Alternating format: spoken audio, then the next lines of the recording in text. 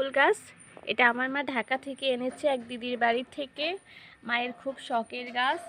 আর এইখানে হচ্ছে নীলকণ্ঠ ফুলের বীজ লাগাইছিল, সেখান থেকে গাছ হয়েছে।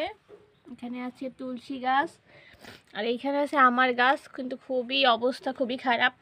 এইখানে আছে সাদা রঙ্গন, এটা আমার খুব প্রিয়।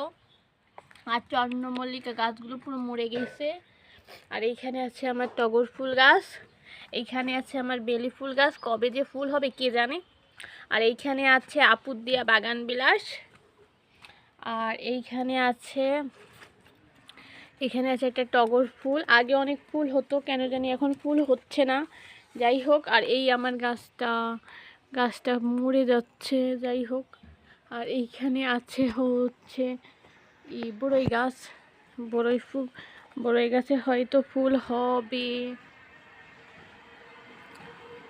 এই যে বড়ই হলে আপনাদের খাওয়াবো, ঠিক আছে? আমার নতুন গাছে যদি বড়ই হয়।